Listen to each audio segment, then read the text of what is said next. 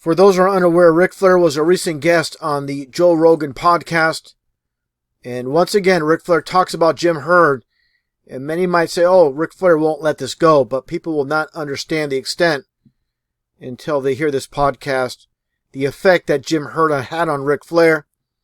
Obviously affecting his career. Getting fired from WCW. But even before that, Jim Herd wanted to do away with the Ric Flair character.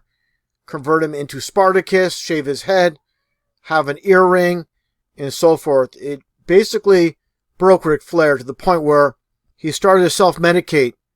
And in Ric Flair's own words, this is all due to Jim Herd. Now let's take a listen to what Ric Flair says in his own words. I had a real self-confidence issue. You know about that, I'm sure. You had a self-confidence issue? Huge, yeah. How is that possible?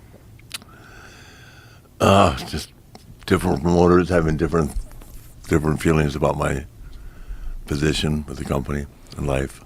And that's when you started taking Xanax? Yeah, I fell apart. Wow. So was this a career trajectory thing? No, once I got to the WWE, I quit taking it. But that time I had with WCW, this guy wanted me to cut my hair, call myself Spartacus. Oh, my God. Oh my God. Jim Herd. Holy shit. Jesus Christ. Whose idea was that? Jim Herd. Oh, my God. To think that he almost killed the... Yeah. Well, I did cut my hair. That was the haircut I had in North Korea. I fell for it.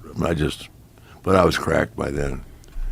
I went from being the world champion to, this guy that ran Pizza Huts, St. Louis.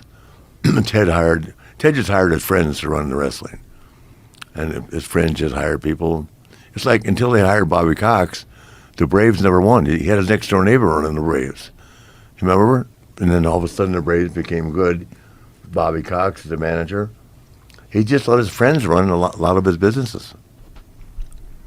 So this guy who doesn't know anything about wrestling comes to you. Does he pull you inside a meeting and tells you this? He says, I want to change your number or cut your hair and call you Spartacus and put a earring in your ear.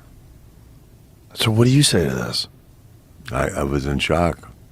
I went home and had anxiety. I didn't know what anxiety was, and I had one. Wow. Isn't that crazy that just some fucking idiot can ruin your life like that? Mm-hmm.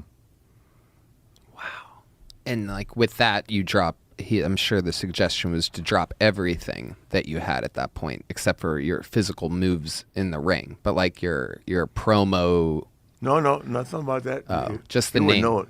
He just wanted Ric Flair. That's NWA. We're WCW now. Oh, wow. What year was this? Well, 90, 91. Jesus Christ. Because I finally left. And you're 2 years away from that moment. Yeah. Wow. Mm-hmm. I just had some of the best matches of my career in '89 with Steamboat, remember?